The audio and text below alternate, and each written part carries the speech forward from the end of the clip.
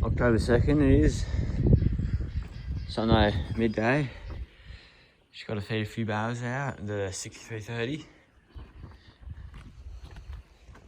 Beautiful day. She's starting to warm up at the farm. Almost hay season. Get the hay rake out soon, and a fair few more weeks. But I'm pretty keen. Get this old puppy out the shed.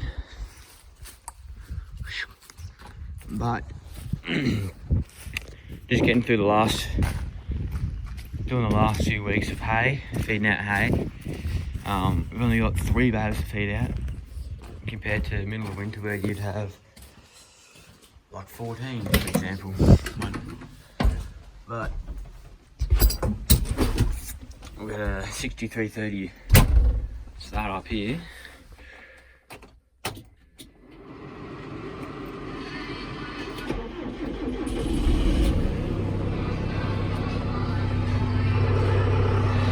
Let it warm up, and we're going.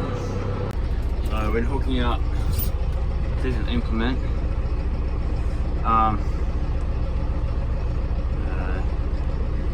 That little notch there. Let me zoom out. I want to get that on the top. So that's where we're going to do this.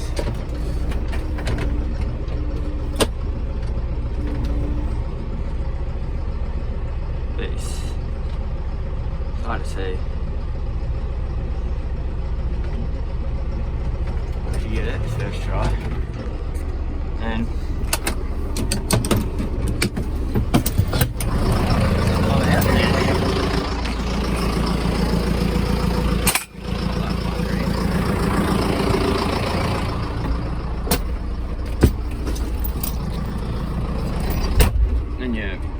then we're good to go. We are.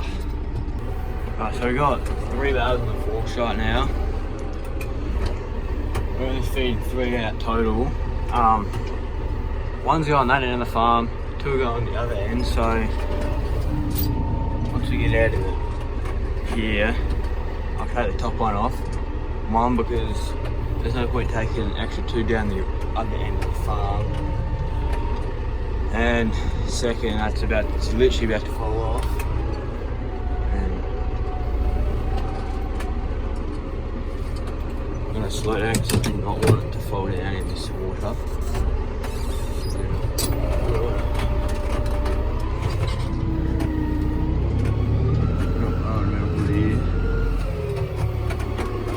Lift up a bit.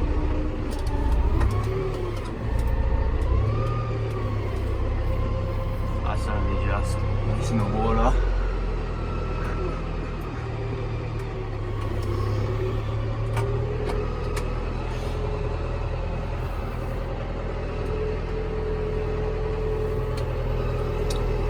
But yeah, one's going to Gary's corner. Not really sure about the other one. Piece of paper here. Yeah. 1 to Gary corner, 2 to Tanks Marsh. So yeah. So on the way to Gary's corner, currently going through house run. No, not house run. I'm trying to think. Peanut Lane. This is one of the weaker bales. I don't know if you're able to see. But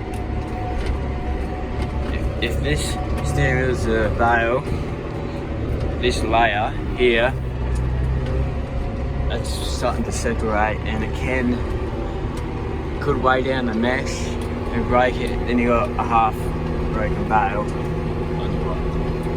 So take it a little bit easier, and you wouldn't want to use this bale when you're carrying 2. Carrying 3, you'd want the weaker one on top, because then it's just sitting there.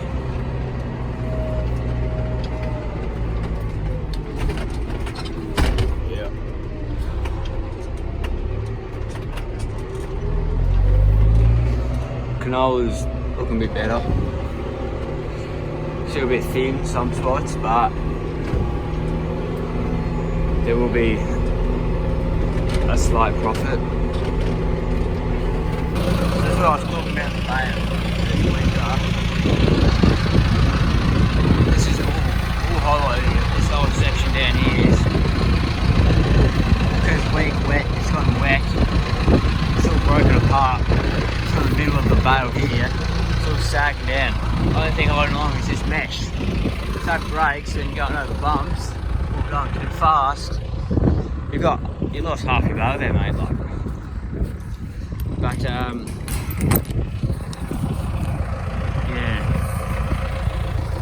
Like I said, these last few weeks of feeding out hay. Most of our paddocks are getting enough grass, clover's growing, yeah, we're not needing hay, so there's only a few paddocks that are a bit too wet, and that aren't growing as well. That'll need it, but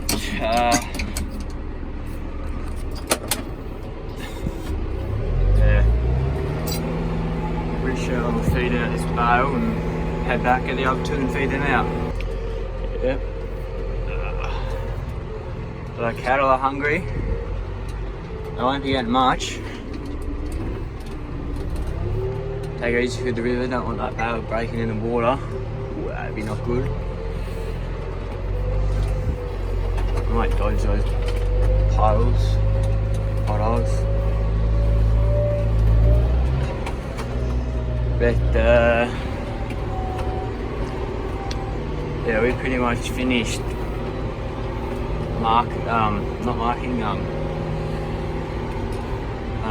lambing, calfing, I guess. Everything's been born. Let's take this bale up a bit here, a bit more.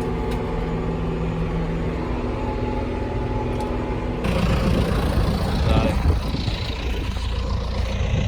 this is Gary's corner.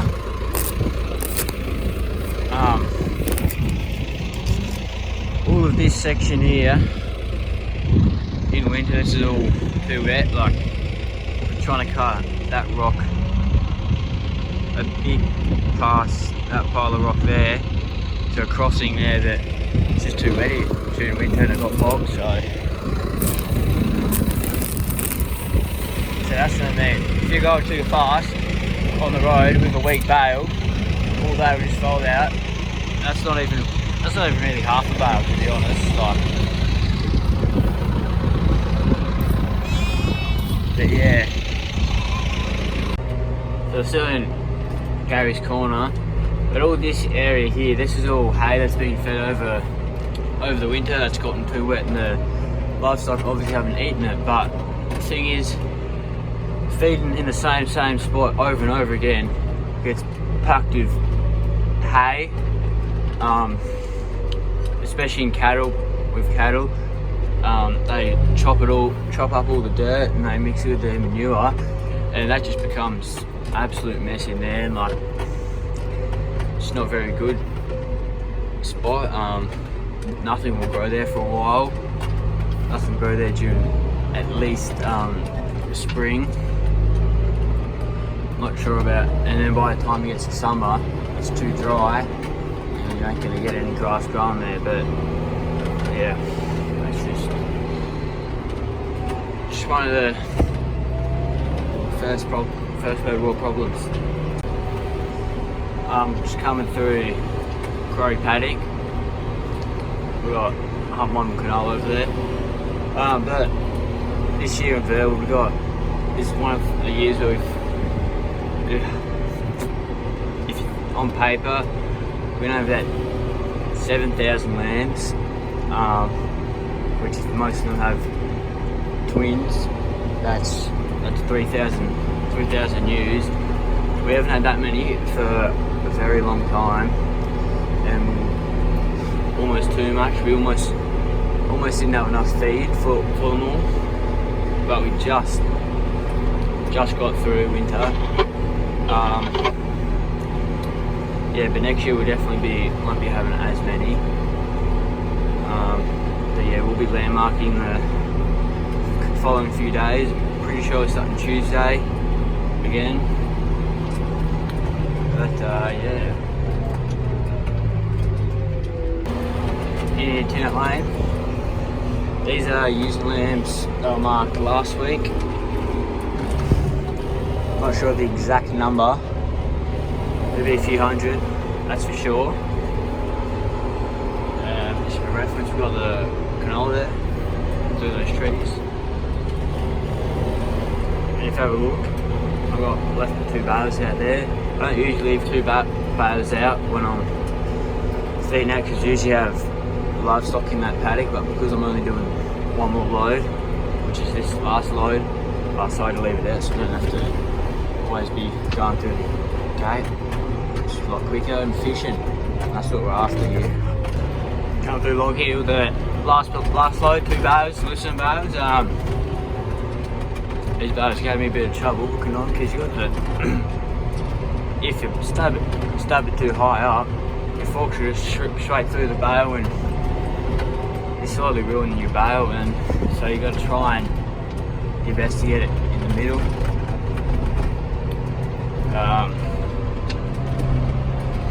Pump 2 there. So a few cattle and ewes and lambs. Oh no, not just lambs. Last year's lambs. Dad's exporting I'm pretty sure he's moving the 340 for the roller to the next paddock we're rolling. Or he might be getting me to do that after this load. But then after we move that, we'll be hooking up to the seed and sowing clover and grass, I'm pretty sure, in a garden plot. But yeah.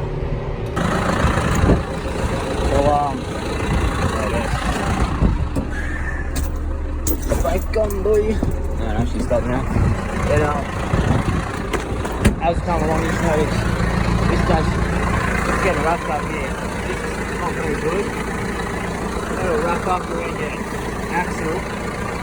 It could possibly, mainly the back ones, but it can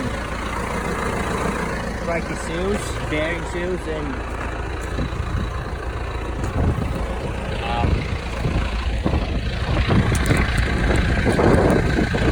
get a little pocket knife out here and cut this and chuck it in.